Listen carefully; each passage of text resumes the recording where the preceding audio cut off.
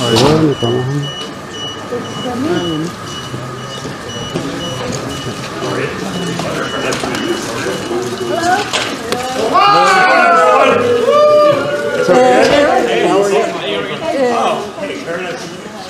you? Pleasure. Could we get an interview? Very nice to meet you. How are you? Pleasure. How's it going, guys? We're a little pressed for time because we only have a couple hours of daylight, so we got to see everything, but we're really excited to be here. One question. Thank you guys so much. Could you tell why you're in Greenland? Just here as tourists, seeing it, looks like an incredible place. We've been talking about going for a while. I was actually supposed to be here last spring for some of the stuff I do in my free time, but just really excited to be here. Awesome country. The scenery coming in was just spectacular. So just very excited to be here. Do you have a message from your father? He says hello. Okay, to whom? We were talking to him yesterday, so he says hello to everyone in Greenland. Okay, are you still interested in buying Greenland or? Thank you so much. Really appreciate it. How's it going, guys? I like that. Well done. How are you, sir? Very nice to meet you. Very nice to meet you. Pleasure, guys. Very nice. I'm beautiful? Well, I'll take that. It's, I don't get that very often, so I appreciate it. Very nice to meet you. You're beautiful as well. Thank you so much. Appreciate it, guys. Thank you, guys. Thank you, guys.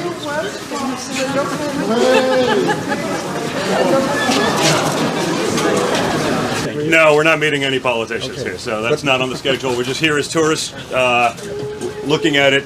Well, could you tell a little about the American interest in Greenland? There's been so much. No, that's not for me to talk about. That's for others to talk about. But thank you, guys. We're just excited to be here. Thank you, guys.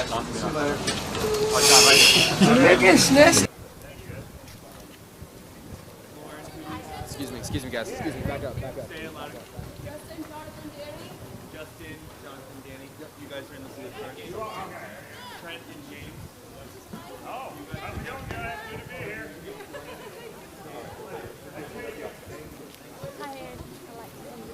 Thank you. Appreciate it. Good to be here. Thank you so much.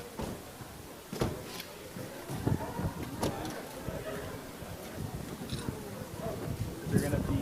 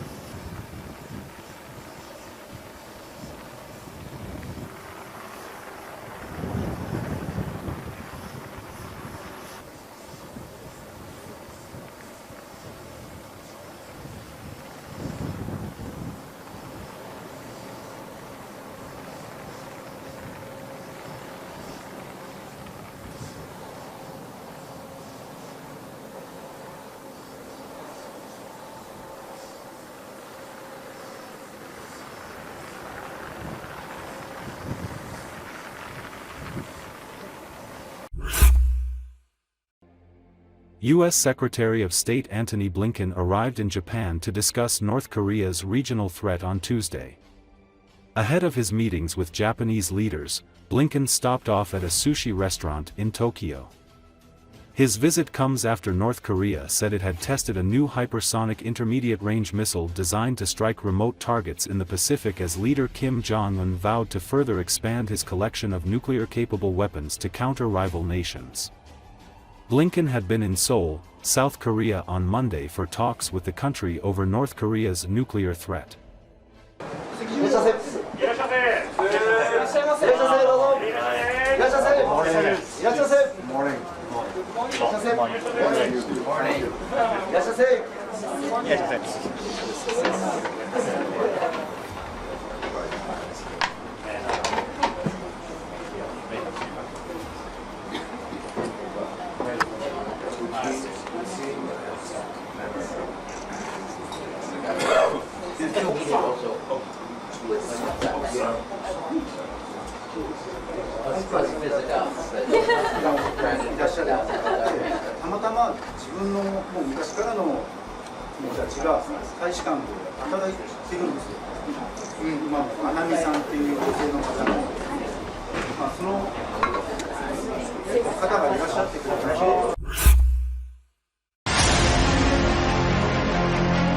Abdul Hakim al-Shishani, Commander-in-Chief of the Armed Forces of the Chechen Republic of Ichkeria, in an interview with RBC Ukraine, said that history shows that Russia's disintegration may begin in the Caucasus. Today, Kadyrov himself says that he needs to prepare for war, prepare weapons. He realizes that if the war in Ukraine ends or the conflict is frozen, all the negativity and anger of people will turn against him.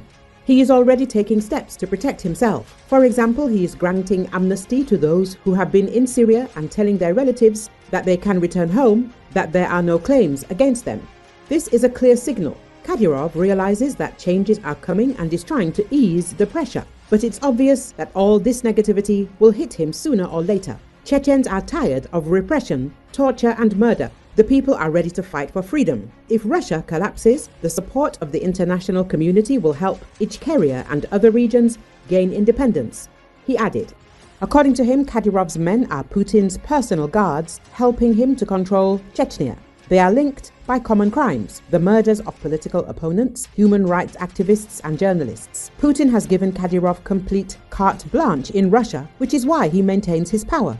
As long as there is Putin, there is Kadyrov. But as soon as Putin is gone, Kadyrov will be gone too. He won't be able to come to an agreement with the new leader, especially if it is an FSB protégé. A lot of people in the FSB are unhappy with Kadyrov and are waiting for Putin to leave to resolve this issue, he said. He said that the regime of Ramzan Kadyrov in Chechnya will collapse without Russia. Kadyrov will cease to exist if the Russian dictator Vladimir Putin is no longer in power. He noted that Kadyrov's forces are Putin's personal guards, helping him maintain control over Chechnya. They are bound by shared crimes, including the murders of political opponents, human rights activists and journalists. According to the military leader, Putin has given Kadyrov complete carte blanche in Russia, enabling him to hold on to power. As long as Putin remains, so will Kadyrov. But the moment Putin is gone, Kadyrov will also fall. He won't be able to negotiate with a new leader, especially if it's an FSB-backed figure. Many within the FSB are dissatisfied with Kadyrov and are waiting for Putin's departure to address the issue, said Abdul Hakim Shishani. Commenting on aerial attacks on Chechnya, he emphasized that these undermine Kadyrov's authority, although they won't topple his regime.